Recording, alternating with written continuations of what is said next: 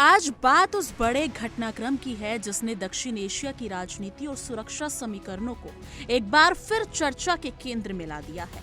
पाकिस्तान, जो पिछले कई महीनों से अफगान तालिबान के खिलाफ सख्त रुख अपनाए हुए था, अब उसी तालिबान सरकार के सामने झुकता हुआ नजर आ रहा है।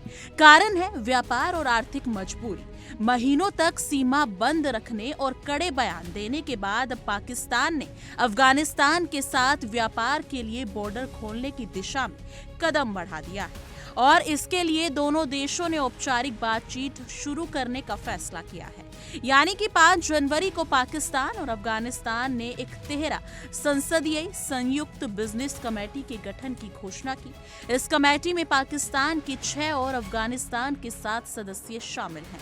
पाकिस्तानी प्रतिनिधि मंडल का नेतृत्व कर रहे सैयद जवाद हुसैन काजमी ने कहा कि इस बातचीत का मुख्य उद्देश्य पाक अफगान व्यापार मार्गों को दोबारा खोलना, सीमा प्रबंधन में आ रही व्यवहारिक दिक्कतों को दूर करना और दोनों देशों के बीच व्यापार को लगातार बनाए रखना है।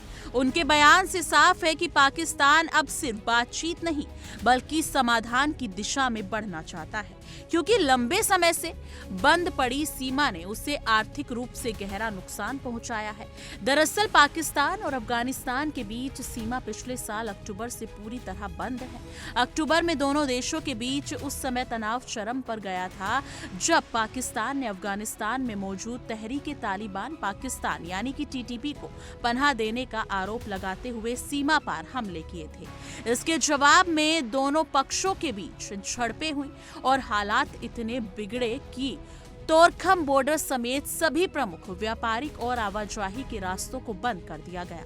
पाकिस्तान ने उस वक्त साफ शब्दों में कहा था कि जब तक तालिबान सरकार टीटीपी पर कार्रवाई नहीं करती और लिखित गारंटी नहीं देती, तब तक सीमा नहीं खोली जाएगी।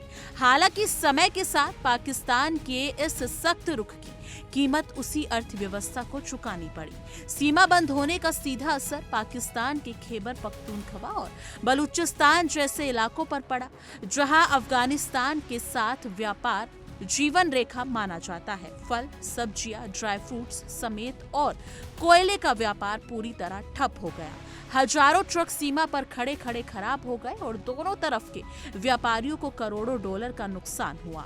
पहले से ही आर्थिक संकट से जूझ रहे पाकिस्तान के लिए इस नुकसान को लंबे समय तक झेल पाना मुश्किल हो गया और यही वजह है कि अब सरकार पर व्यापारियों और उद्योग जगत का दबाव लगातार बढ़ता चला गया। इसी दबाव का नतीजा है कि जब पाकिस्तान की भाषा और नीति दोनों बदलती नजर आ रही हैं। सैयद जवाद काजमी ने कहा कि व्यापारियों और आम जनता को ही रही समस्याओं का स्थायी समाधान निकालने के लिए एक व्यापक और व्यवहारिक रोड मैप तैयार किया जाएगा। उन्होंने ये भी स्पष्ट किया कि पाकिस्तान सरकार ने इस संयुक्त कमेटी को फैसले लेने की पूरी अथॉरिटी दी है। जी हाँ, ताकि बातचीत सिर्फ औपचारिकता ना रह जाए बल्कि किसी ठोस नतीजे तक पहुंचे। काजमी ने तोरखम बॉर्डर और अन्य सीमा चौकियों के फिर से खुलने की उम्मीद भी जताई है, जो ये संकेत देते हैं कि पाकिस्तान अब अपने पहले के रुख से पीछे हट चुका है। लेकिन इस पूरे विवाद की जड़ अब भी वही है, टीटीपी। पाकिस्तान का आरोप है कि टीटीपी के आतंकी अफगानिस्तान की धरती से पाकिस्तान में घुसकर उसके सुरक्षा बलों और नागरिकों पर हमला करते हैं। पाकिस्तान चाहता है कि तालिबान सरकार इन आतंकियों पर सख्त कार्रवाई करे और इसकी लिखित गारंटी दे। दूसरी तरफ तालिबान का कहना है कि टीटीपी पाकिस्तान का आंतरिक मामला है और अफगानिस्तान किसी भी बाहरी दबाव में आकर कार्रवाई नहीं करेगा। यही टकराव दोनों देशों के रिश्तों में सबसे बड़ी बाधा बना हुआ है।